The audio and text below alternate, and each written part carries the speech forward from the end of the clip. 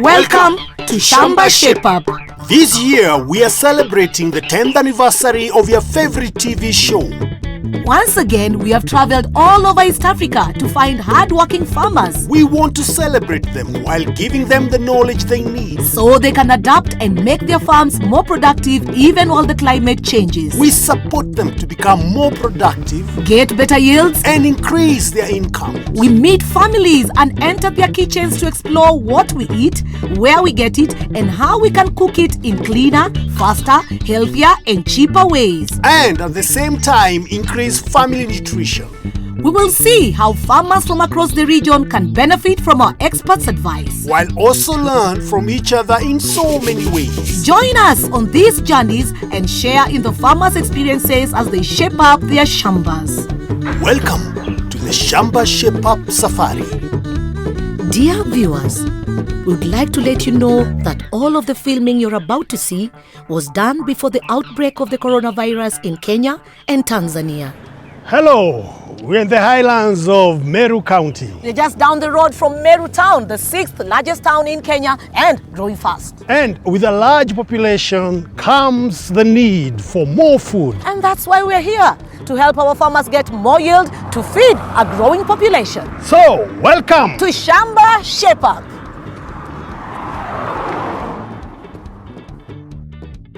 Now, let's meet today's farmers, Joseph and Duncan, a grandfather and grandson. We are here nice and early to get working on their shamba. They live in their 3-acre farm in Gatwe, Meru County. Let's see what they have in their shamba. Those are huge avocado trees. That maize needs a bit of help. And they have 2 dairy cows, Cairo and Crowley. Lovely! Now, let's find out what help they need from Shamba Shape Up. Well done, Joseph and Duncan. Duncan, yes. I saw your cows. Yeah. How are they doing? They are doing fairly good, but they require some improvement. They are Fresians, but they are given fewer. Very little. Yeah. Well, fear not, Shamba Shape Up is here and we've come with our experts. We'll work with you to make sure that you are shaped up.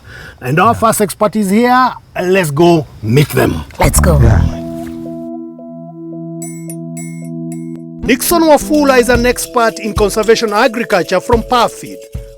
We have called him in to advise Joseph and Duncan on how they can increase their maize harvest by using minimum tillage. Now that we are here, let me start with Duncan. Duncan, do you know anything about conservation agriculture? Yes, I have heard about it before.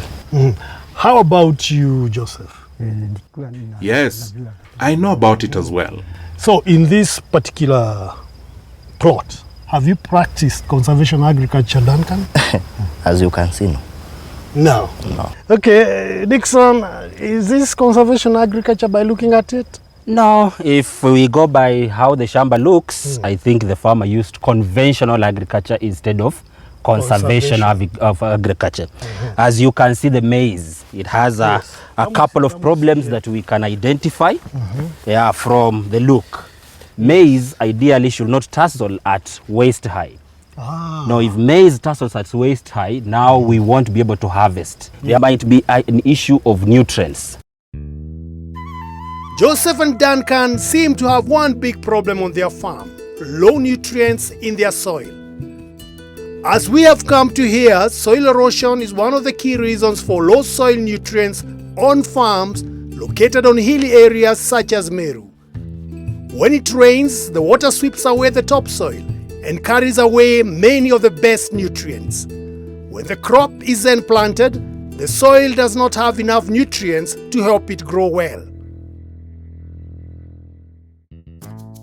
Joseph and Duncan's neighbor Paris used to have the same problem. That's why she started using conservation agriculture. Let's go meet her and hear more about what she did. Before I met Parfit, the Shamba was running a lot. Then Parfit met us. They taught us how to do basins so that we can stop soil erosion. So here is how you make a basin. First, you set up a rope to help with spacing from basin to basin and between your crop rows. Dig your basin in a depth of 15 to 20 centimeters and a length of 35 centimeters. Dig deep enough to make sure you break the hard pan and allow enough space for the roots. You can use a pen to make sure you have reached at least 15 centimeters. Let's take a look. Perfect. The width of your basin should be the same as the width on your djembe. The smaller, the better. Lastly, space your rows about 75 centimeters apart from each other. Remember, land preparation is done in the dry season before the rains. When I started that, my shamba is doing well. Joseph, do you have any question to Paris or to Nixon? I have a question for Paris. Okay, please ask. Your shamba is producing such healthy maize. What did you do to get such beautiful maize? I started making basins by a jebe. Then I put 2 handfuls of manure, heavy. Then 10 grams of fertilizer. Then I cover it. Then I wait for a while so that the rain can start raining. Then I come and then put the seed. Then I cover it. Wow. That's all. Paris, well done. You're now a trainer. Thank you. That's good. Thank you. Any question, Duncan? My question to Pelis is that if she can tell us the maximum harvest per acre. Before CA, I was harvesting 1 bag per acre. Ikizidi 3 bags Per per acre. But now, Yes. even if I dig, I do this business for a quarter an acre or a half an acre. I harvest 1 bag, 2 bags, until 15 to 19 bags. From 1 acre? Nusu. Half acre? Yes. Did you hear that, Joseph? And it is true. Yes. I'm not adding. The real effect of conservation agriculture will be realized gradually as you continue doing minimum tillage, soil cover, and crop rotation. So gradually the yields will be improving as you continue doing conservation agriculture. Yes. Thank you very much, Nixon. Thank you, Paris. Our farmers, you've got 2 experts. Paris is your neighbor, and Nixon is a phone call away. Take up conservation agriculture. Yes. Thank you so much.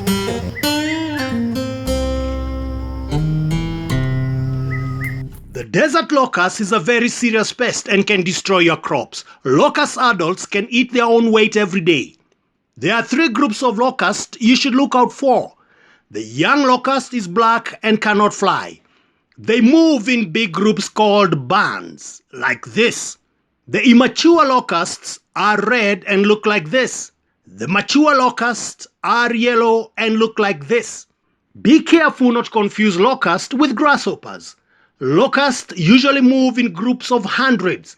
Solitary grasshoppers or crickets are usually all alone, sitting on leaves or in your house. The adult grasshopper has long horns, while locusts have short ones. Solitary grasshoppers are not a problem. These are the areas that are currently affected by the desert locust in Kenya. The high density areas in red show where lots of locusts have been reported, so there is a high risk of pest damaging crops badly now. Medium density areas in orange show where some locusts have been reported and there is some risk of locusts damaging crops now, and it could get worse. The low density areas in yellow is where you have low risk of locust attacks. That means little or no damage is being caused now. The threat of locusts is very high in northern and some central counties. Samburu is at a very high risk. Turkana, Marsabit, Isiolo and Laikipia are at high risk. Swarms of locusts have also been spotted in Baringo, Laikipia, Tharaka Nithi, West Pokot, Nyeri and Uasin Gishu. These counties are also at risk of having locust. Mandera, Wajir, Garissa, Tana River, Kilifi, Kwale and Taita Taveta probably have many more locusts that have not been reported. However, local authorities have teams that can spray the locusts with special chemicals that will control them. That is why it is very important that you get in touch with our hotline to tell us whether you have or have not seen locusts in your area. We also want to know if you have not seen any locusts. Tell us if you have seen the black hoppers, the red immature locust, or the yellow mature locusts. Here is what to do. Send the word locust to 21606 and we will get in touch with you.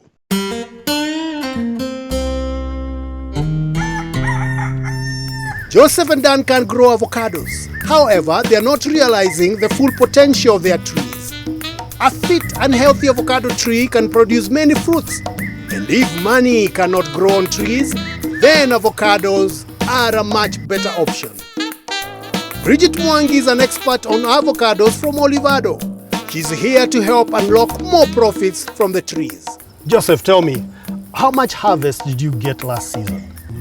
The harvest was very little. We got 3 sacks from all these trees. 3 sacks from all these trees. Bridget, is that okay? No. How much would they get in general from all these 4 trees? Between 6 and 8 tons if they manage the tree well. How do you feel about it? 6 tons. Is that good?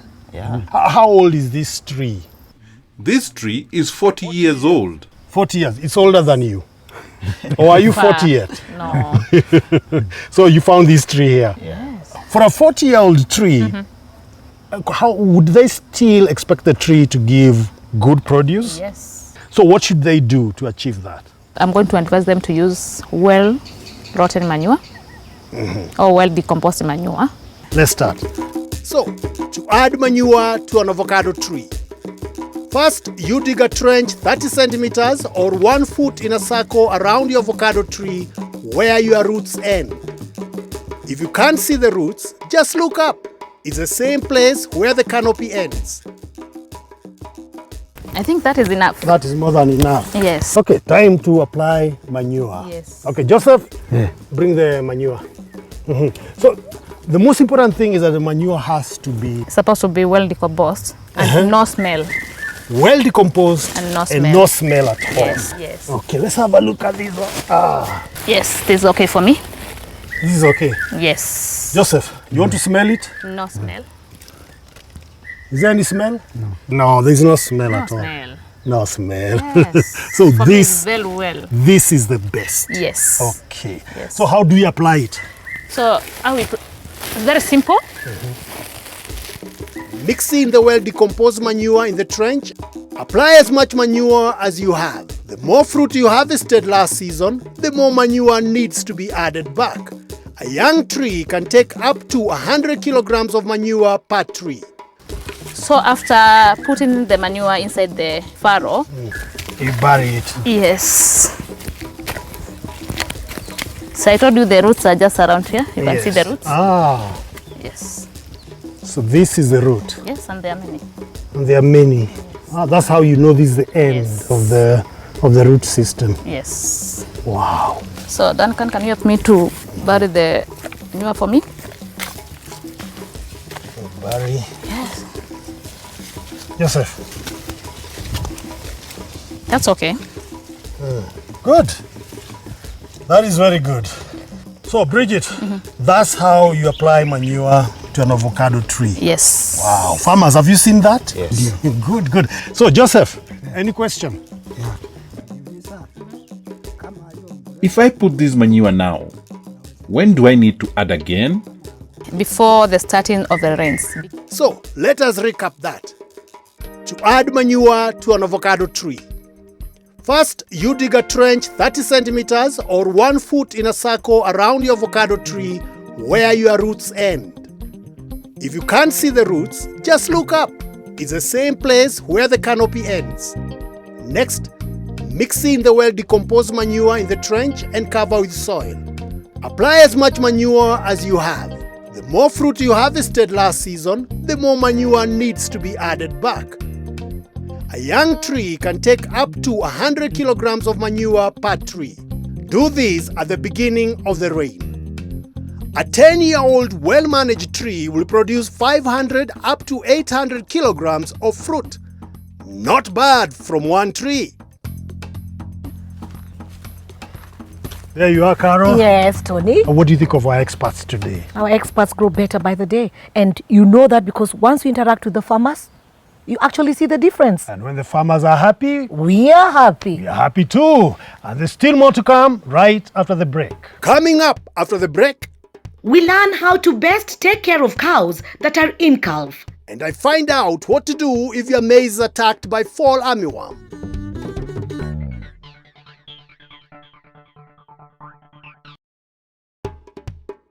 Welcome back. To Shamba Shape Up. Today we are with farmer Joseph and his grandson Duncan, who live just down the road from Meru town. And still to come on today's show, How to best care for cows that are in calf. how to deal with FallArmy Worm.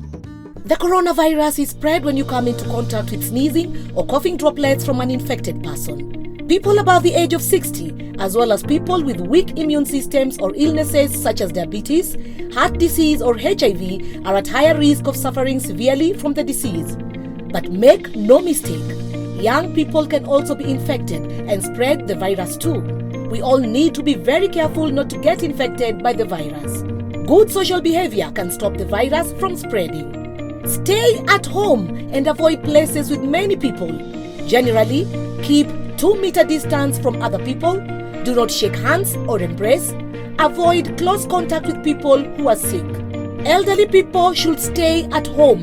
You can support elderly family members or neighbors by bringing them groceries or medication to their door. If you have traveled, quarantine yourself. That means stay at home for 14 days with no or little contact with others. If you have symptoms such as fever, cough, or shortness of breath, call your doctor or a hospital to seek further advice.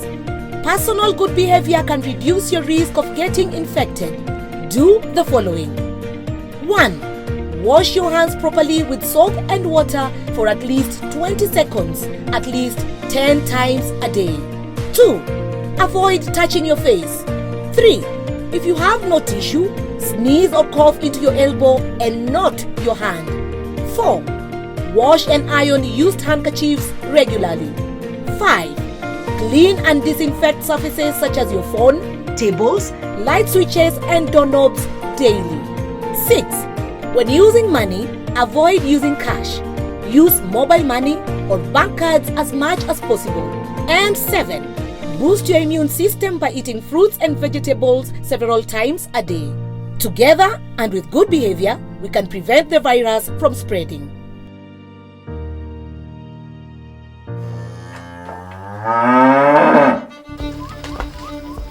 Stephen Kanyi is a cow expert from Coopers.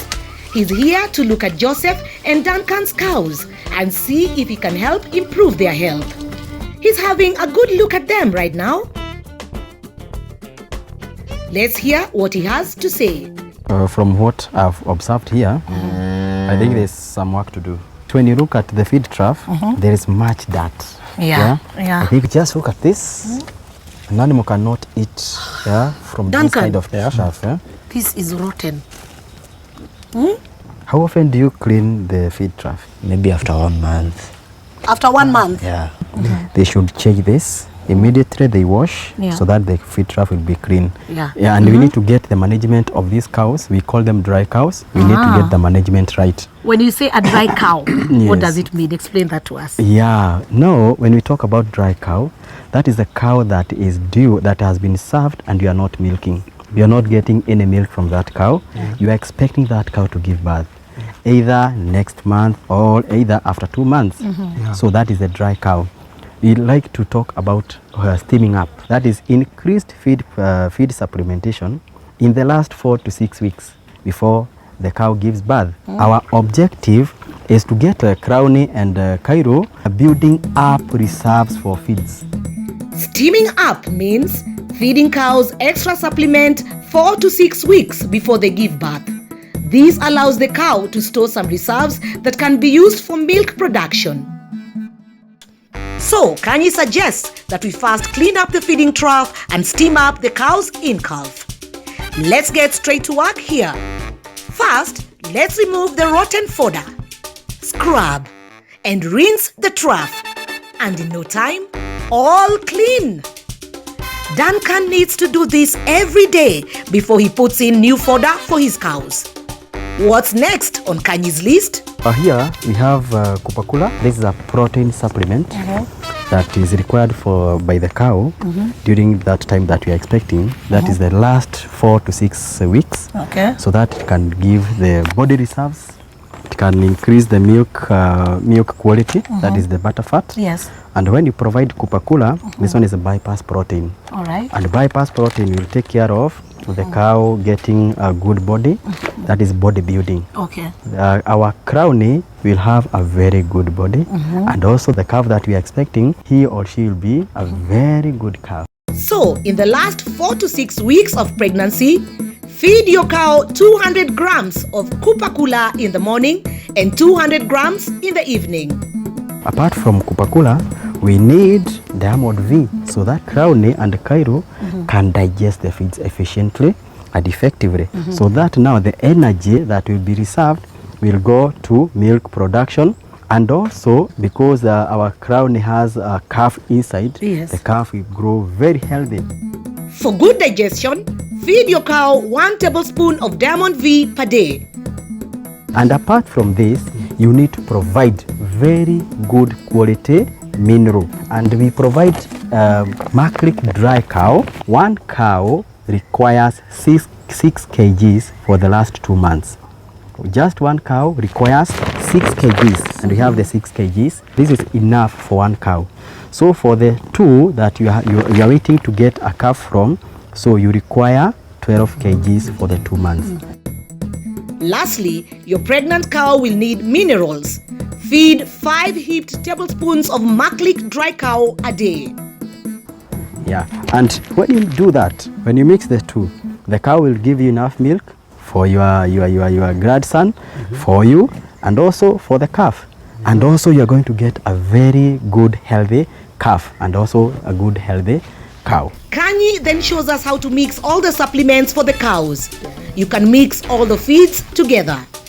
The Kupakula, Diamond V, and Maclick dry cow.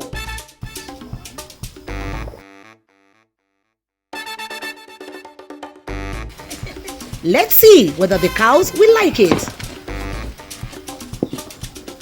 Wow, look at them eat.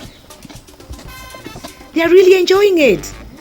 I think Joseph and Duncan can expect very healthy calves and lots of milk. As more and more farmers today in Kenya look for ways to increase their yields and get better income, new methods of agriculture are constantly being found. It's not always easy to keep up with all the updates. One method of farming that is used in Kenya for over 25 years is called push-pull and is promoted widely by the research organization ISIPE. The FallArmy worm is an invasive pest that destroys not only maize crops but also sorghum, rice, wheat, sugarcane, and other key crops grown in Kenya. I thought I'd visit a farmer who can tell me more about how push-pull really works. It's time to meet Joseph, a farmer in Vihiga County. Yes, How long have you been doing push-pull? from 2012. Yes. What made you start practicing push-pull? Before I started push-pull, there's no food we have here.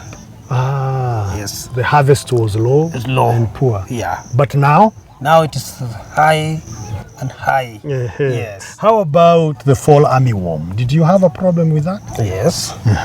The army worm starting eating maize after 3 weeks. Yes. And now, after push-pull? After push-pull, we are harvesting so much. Before push-pull, we harvest half a tin. Yes. But now? Now it is 5 bags. From a tin to bags. 5 bags. Wow. Yes. Wow. Push-pull can be used to control stem borer as well as the FallArmy worm. The FallArmy worm is repelled by Desmodium and Napier grass attracts them. Farmers can also use Bracharia grass instead of Napier grass. Let's take a look at push-pull from above. Here is where Napier grass or Bracharia grass is planted around the edges. And here are the lines of desmodium planted in between the well-spaced maize. The maize is planted at a spacing of 60 centimeters apart. Now, let's explain how push-pull works. Maize is intercropped with desmodium.